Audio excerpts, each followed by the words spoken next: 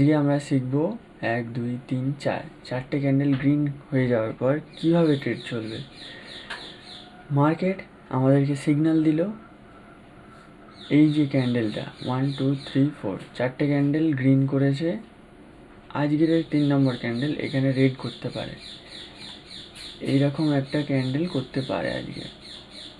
ঠিক আছে, আমরা সেই হিসাবে প্ল্যান করব। যদি এরকম ক্যান্ডেল করে বা এরকম কোনো সিগন্যাল দেখায়, সেই হিসাবে আমরা প্ল্যান করব। আমার কাছে টার্গেট দেখাচ্ছে এই লেভেল অবধি, ঠিক আছে, এর 50% আসার কথা, বিয়ন্ড আসতে পারে, বাট এই যে লেভেলটা আছে এর লো থেকে যদি ক্রস করে, একটু উপরে গিয়ে ক্রস করলেও ঠিক আছে, যদি ক্রস করে রিটেস্ট করে আসছে, মিনিমাম এতটা টার্গেট হবে। এখানে রাউন্ড লেভেলও আছে, এখানে টার্গেট হয়ে যাবে। ঠিক আছে, আমি ডেলি ক্যান্ডেলে বলছি, কারণ দেখো এইখানে ফার্স্ট ডাব্লু প্যাটার্ন করলো, ডাব্লু প্যাটার্ন এখানে ব্রেক করলো, সাস্টেন করতে পারলো না, চলে গেল। আচ্ছা, প্রাইস বিহেভিয়ার কি বলছে?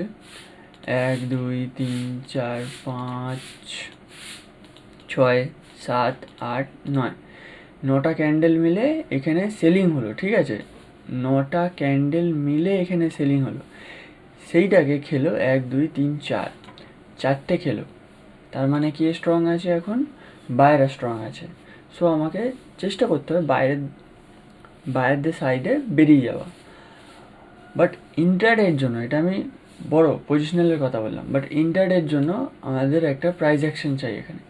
এখানে হোল্ড করে বেরিয়েছিলে, খুব ভালো, বাট আমাদের একটা প্রাইস অ্যাকশন চাই, যাতে আমরা বুঝতে পারি যে হ্যাঁ এপারেই যাবে বা এপারেই যেতে চলেছে।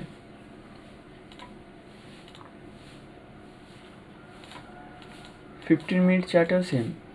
ঠিক আছে, এই হচ্ছে কিছু লেভেল যেখানে আজকের দিনে অপশন বাইং হতে পারে। এই লেভেলে আসলে আমরা উপরের দিকে টার্গেট করব, ঠিক আছে, আর এই লেভেলের নিচের দিকে টার্গেট করব। মার্কেট মিডিলে আছে, সাইডওয়েজ হতে পারে, চেষ্টা করব এইরকমভাবে ট্রেড করা। মেজর গ্যাপ ডাউন বা গ্যাপ আপ যদি হয়, এই লেভেলের কাছে যদি গ্যাপ আপ হয়, তাহলে এখানে রেজিস্ট্যান্স আছে। ঠিক আছে, নিচে এলো নিচের দিকে, আর যদি এখানে গ্যাপ ডাউন হয়, চেষ্টা করবে এই লোটার কাছে রিটেস্ট করার, কারণ ফ্রেশ আছে, এটা কখনো টেস্ট হয়নি। আর একটা জিনিস, এই 3-4 দিন ধরে কখনো নিজের লো টেস্ট করেনি, ডে লো সব ইনট্যাক্ট আছে, একবার রিটেস্ট করতে আসেনি। তো হয়তো এখানেও হয়তো খুলে গেল, চেষ্টা হবে এইখান থেকে রিটেস্ট করে নিচের দিকে। এটা শুধু ইন্টারডের জন্য বলছি, ওভারঅল ডের জন্য বলছি।